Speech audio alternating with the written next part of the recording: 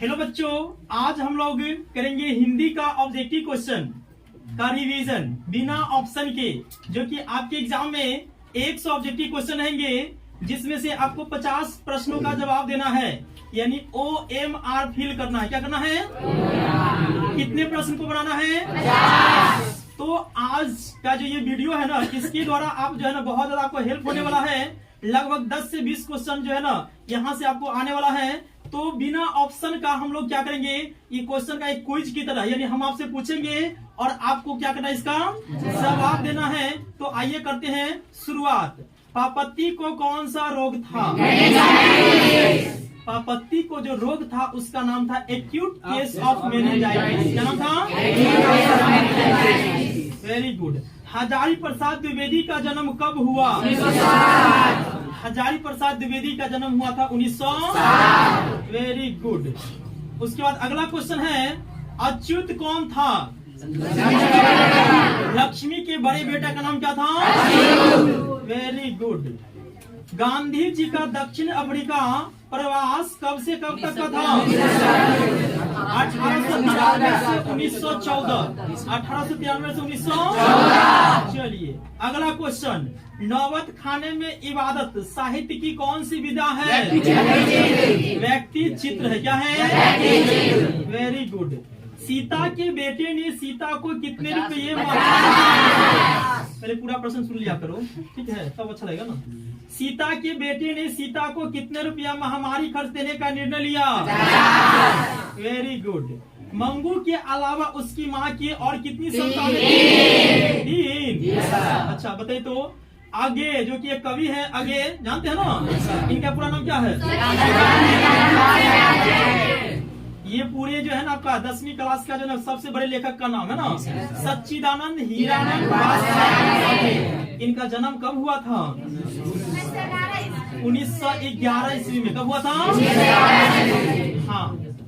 उत्तर भारत में नागरी लिपि के लेख कब से मिलने लगते हैं? 8वीं सदी से। Very good.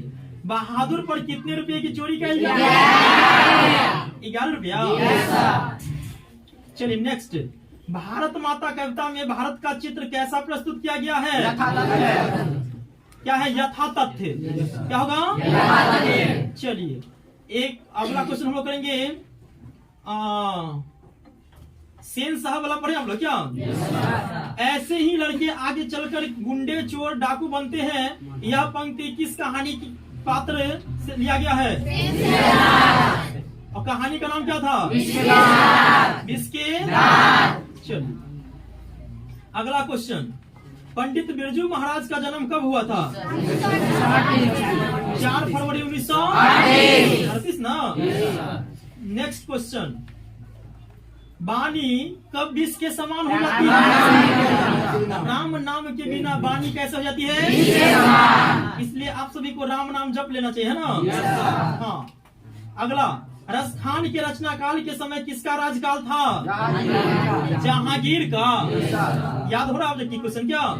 अगला क्वेश्चन, कवि ने पर्जन्य किसे कहा है? बादल को। अच्छा, पर्जन्य का मतलब क्या होता है जानते हैं? मिट्टी की अबोध मूर्ति कौन है? जनता।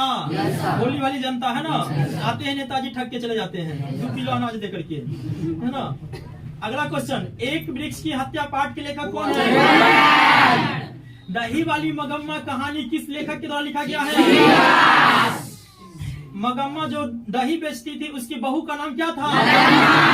नजम्मा।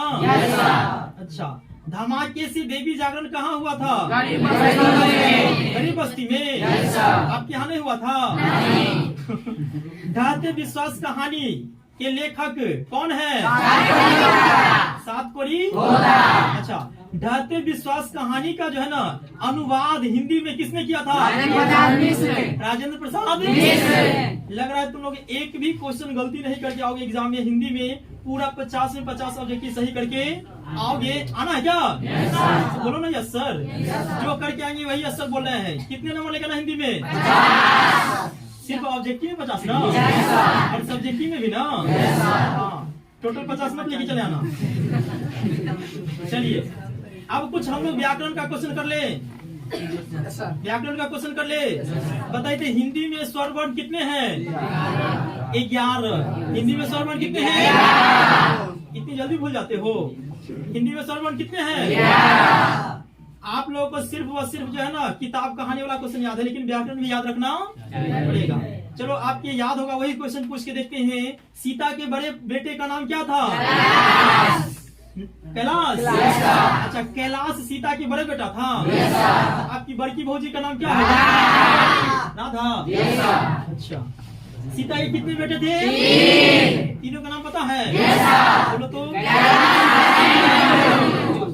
सीता के 3 बेटे, 3 को बहू भी होगी ना, जो आपकी भाभी लगेगी। तीनों भाभी का नाम बताओ। मतलब वो तीनों भाभी का नाम याद है, लेकिन अपनी भाभी का नाम शायद याद नहीं होगा। याद है क्या? बताओ तो सभी लोग। बहादुर अपने घर से क्यों भाग गया था? माँ के मार के कारण। Very good. मंगू को माँ अस्पताल को किसकी उपमा देती थी? यानी माँ कहती थी जो हॉस्पिटल है ना, अस्पताल, वो गौशाला की तरह है। कैसा है? बहादुर के लेखक को बहादुर लेखक को क्या कहकर संबोधित करता था? बाबूजी। अच्छा, एक और क्वेश्चन। पंडित बिरजू महाराज अपने पिता के साथ आखिरी प्रोग्राम कहाँ किए थे? मैनपुरी में। वो प्रोग्राम आप लोग देखने गए थे? क्यों नहीं गए थे? गए थे। अरे उस टाइम तुम था ही नहीं। मछली लेकर कौन भाग गया था? संतू। अच्छा, मछली लेकर के संतू क्यों भाग गया था? कुआं में डालने के लिए। अच्छा, वो मछली कुआं में क्यों डालना चाहता था? बाद में खेलता ही ना। लेकिन उसके बाद मछली को क्या हुआ पता है? काट दिया था ना। तो उसी से एक सवाल निकल के आता है, मछली को कौन काटता था? घर के नौकर था जिसका नाम था भग। है ना। चलिए अगला क्वेश्चन। हिरोशिमा पाठ में नगर के चौक पर निकलने वाला सूरज क्या है? परमाणु बम। क्या है? जापान में एक जगह है हिरोशिमा, जहाँ पे जो है ना परमाणु बम गिरा दिया गया था। सही बोल रहे हैं ना? उसके बाद वहाँ पे जो है ना बच्चे लोग कैसे होने लगे? विकलांग टाइप के, है ना। श्रम विभाजन और जाति प्रथा पाठ के लेखक कौन है? भीमराव अम्बेडकर। अच्छा बताइए, भीमराव अम्बेडकर का जन्म किस राज्य में हुआ था? कब हुआ था? अच्छा, भीमराव अम्बेडकर जो है ना अपनी हायर एजुकेशन के लिए, उच्च शिक्षा के लिए कहाँ गए थे? न्यूयॉर्क गए थे। और जो है ना किसके प्रोत्साहन पर गए थे? बड़ौदा नरेश। Very good. अगला क्वेश्चन। उस घर में अब सास और बहू में स्वतंत्रता की होड़ लगी है, यह किस पाठ की पंक्ति है? यही वाली। Very good. एक और अगला लाइन है, सब पुराने अच्छे नहीं होते हैं। पूरा लाइन सुनिए। सब पुराने अच्छे नहीं होते हैं, सब नए खराब नहीं होते हैं। यह जो है ना उक्ति किनके द्वारा दिया गया था? कालिदास। तुम लोग हिंदी इस ढंग से तैयार कर लिए हो कि क्वेश्चन बोलने से पहले आंसर बोल देते हो, लेकिन इतना होशियारी नहीं करना है कि आपको पता है कि ज्यादा काबिल जो है ना 3-4 बेर 5 बेर। हाँ, तो क्वेश्चन को पूरा सुन लिया कीजिए, नहीं तो वह हो जाएगा कि ज्यादा होशियारी ज्यादा काबिल 3-4 बेर मांगता है। कथी मांगता है ऐसा कहेंगे, जानते हैं ना। चलिए, लक्ष्मी किस कहानी की केंद्रीय पात्र है? खाते विश्वास। चलिए एक और क्वेश्चन हम लोग लेंगे, आपको बताना होगा फ्रांस का प्रमुख कला केंद्र। फ्रांस का प्रमुख कला केंद्र कौन सा जगह है? Very good. अगला क्वेश्चन, रगम्पा कौन था? जिसके साथ तुम लोग बैठ के जुआ खेलते हो? अच्छा, रगम्पा किस पाठ में है? रगम्पा किससे पैसा मांग रहा था? कहाँ पे पता है? रास्ते में, अमराई के कुएं के गुड। लेखक के घर में मछली कौन खाता था? पिताजी। लेखक के रिश्तेदार ने बहादुर पर क्या आरोप लगाया था? ऐसा चुराने का। कितने रुपये? Very good. मेरे बिना तुम प्रभु, मेरे बिना तुम प्रभु पाठ के लेखक कौन है? Rainer Maria. Very good. एक और क्वेश्चन। दुर्दांत मानवीय विभीषिका का चित्रण करने वाली कविता है हिरोशिमा। अच्छा, आप बताइएगा। एक समास पूछते हैं, बताओगे? राजपुत्र कौन समास है? अच्छा, समास या व्याकरण आप याद रट्टा मारे हैं, याद किए हैं, समझ के बना रहे हैं?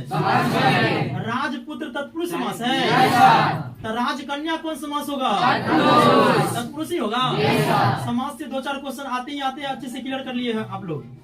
चलिए, भारत में बेरोजगारी का मुख्य कारण क्या है? जाति प्रथा। अच्छा, आप लोग अपने भविष्य में जाति प्रथा को अपनाएंगे या नहीं? क्यों नहीं अपनाओगे? क्योंकि ये बेरोजगारी का कारण भी होता है। और इंसानियत जहाँ होती है वहाँ पे जाति तो है ही नहीं। आप लोग कौन सी जाति है पता है? आप लोग है मानव जाति। क्या है? मानव जाति। आपसे पूछेगा कि तुम्हारा जाति क्या है, तो तुम बोले कि दिखने में नहीं लग रहा है, हम है मानव जाति। क्या है? मानव जाति। और इंसानियत मेरा धर्म है। क्या है कि नहीं है? सबसे बड़ा कोई धर्म है तो इंसानियत है, और सबसे बड़ा कोई जाति है तो मानव जाति है, क्योंकि हर धर्म में कुछ बुराई रहता है ना। लेकिन इंसानियत जहाँ है वहाँ पे सब कुछ ऊपर है, उससे नीचे सब कुछ है। सही बात है ना? तो सबसे बड़ा आपका जाति कोई है तो वो है मानव जाति। और सबसे सर्वोपरि अगर धर्म की बात करते हैं तो ये नहीं करें हम किसी धर्म का नाम लेंगे, हम कहेंगे वो है इंसानियत। क्या है? इंसानियत, है ना। एक इंसान दूसरे के लिए जो होता है ना, काम आता है, इससे बड़ा धर्म जाति और क्या हो सकता है ना। चलिए, एक और क्वेश्चन। जन्म से ही पागल कौन थे? Very good. लेखक को मछली खाने से किसने मना किया? माँ ने।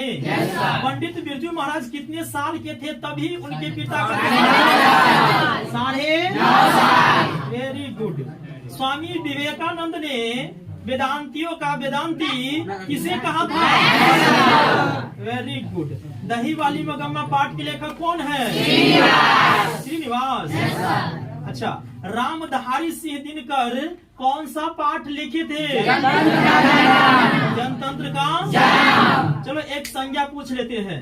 सरसों का तेल कौन संज्ञा? सरसों का तेल, मटिया तेल, करुआ तेल, पेट्रोल, सब द्रव्यवाचक है। अच्छा, डीजल सब द्रव्यवाचक है। वाह, क्या बात है। मतलब अच्छे से आप व्याकरण की तैयारी कर लिए हैं। खोखा के दांत किसने तोड़ा था? Very good. एक और क्वेश्चन लेंगे। मंगू जन्म से कैसी थी? आप लोग जन्म से कैसे हो? टैलेंटेड, अच्छे है ना? हाँ। एक और क्वेश्चन। रामधारी सिंह दिनकर का जन्म किस जिले में हुआ? बेगूसराय। चलिए, वेरी गुड। 1-2 और क्वेश्चन करेंगे हम लोग। विवेकानंद संज्ञा पूछ रहे, सुनिएगा। विवेकानंद किस प्रकार की संज्ञा होगी? व्यक्तिवाचक। विद्यार्थी कौन सी संज्ञा होगा? द्रव्यवाचक। जातिवाचक ना। चलो थोड़ा सा विशेषण को टेस्ट ले ले। लाल टोपी, लाल टोपी, इसमें लाल शब्द कौन विशेषण होगा? क्या होगा? 10 लीटर दूध, 10 लीटर दूध। तो यहाँ पे 10 लीटर जो है ना, ये कौन सा विशेषण होगा? परिमाण, क्वांटिटी ना। 10 स्टूडेंट ये हो जाएगा संख्यावाचक। क्या हो जाएगा? बहुत बढ़िया, बहुत ही अच्छा। एक और क्वेश्चन हम लोग करेंगे। आप लोग बताइएगा, चवन्नी कौन समास? द्विगु समास। अठन्नी, दाल भात, माँ बाप। मतलब समास भी आप अच्छे से पहचान पा रहे हैं। एक और क्वेश्चन जो आपको शायद ना पता होगा, ऐसा हम उम्मीद करते हैं। जन्म वाला है, बताइएगा। रामविलास शर्मा का जन्म कब हुआ? राम विलास शर्मा का जन्म कब हुआ? 1912 में। कब हुआ? कर दिया ना गलती? नहीं किए? अच्छा, ढाते विश्वास कहानी के प्रमुख पात्र कौन है? लक्ष्मी। Very good. द्वितीय विश्व युद्ध में परमाणु बम कहाँ गिराया गया? जापान में। नाखून हम लोग के पास है ना? नाखून किसका प्रतीक है? किसका है? किसका? अच्छा, सेन साहब के पास वो कार था, अमेरिका कार। उसका कीमत कितना? 7,500 में आजकल साइकिलों नहीं मिलता है। सेन साहब के कार था 7,500। बाढ़ की समस्या कहानी के केंद्र में है। बाढ़ वाली बात किसमें हुआ है? Very good. एक और, राम नाम बिरथे जग जनमा। राम नाम बिरथे जग जनमा, ये जो है ना, यह पंक्ति किनकी है? गुरु नानक। Very good. नागरी लिपि पाठ के लेखक कौन है? आज्ञे जी का पूरा नाम क्या था? बहुत बढ़िया। धरती कब तक घूमेगी पाठ के लेखक? मोटर को कोई खतरा हो सकता है किसे? खोखा से ना। अच्छा, खोखा किसको कहा गया है? बेटा को, है ना? खोखी तो इधर वाले खोखी है, इधर वाले खोखा है। चलिए, बाबा साहब भीमराव अम्बेडकर का जन्म कब हुआ? 14 अप्रैल 1891। लेखक के पिता ने कितनी मछलियां खरीदी थी? बहुत बढ़िया। दक्षिण भारत की नागरी लिपि क्या कहलाती है? नंदी। चलिए, एक व्याकरण का क्वेश्चन करते हैं जिसमें आप शायद आप गलती करेंगे, ध्यान से सुनिएगा। मछली पानी में रहती है। सुनिएगा पूरा क्वेश्चन। मछली पानी में रहती है, इस वाक्य में किस कारक की विभक्ति है? अधिकरण में पर, है ना? बहुत बढ़िया। एक और क्वेश्चन, रसखान ने चोर किसे कहा है? रसखान ने चोर किसको कहा है? क्यों कहा है? माखन चुरा लेते हैं। माखन चुराने के साथ साथ वो दिल भी चुरा लेते हैं, है ना? क्या होता है? चुरा लेते हैं ना? बहुत खतरा था। एक और, सर्वनाम के कितने भेद? 6। चलिए, बहुत बढ़िया। एक और लास्ट क्वेश्चन, है ना? कभी अगले जन्म में कहाँ लौट कर आने की बात करते हैं? बंगाल। चलिए, एक और क्वेश्चन, ईश्वर पेटलीकर किस भाषा के लेखक हैं? गुजराती। किसके? कर लेते हैं गलती एक दो, है ना? चलिए, एक दो गलती होगा, कोई बात नहीं। आप एक दो गलती अगर हो जाता है, फिर भी जो है ना, गलती नहीं करना है, क्योंकि आगे मुझे ऑप्शन इंतजार कर रहा है। कितने ऑप्शन रहेंगे? 100। और आपको कितने बनाने हैं? तो मुझे पूरा उम्मीद है कि आप लोग हिंदी में पूरे ऑब्जेक्टिव में 100 में से 50 बनाएंगे और 50 में 50 सही करके आएंगे। आएंगे क्या? चलिए, करते हैं इसको खत्म। अब करेंगे हम लोग किसी संस्कृत। Thank you.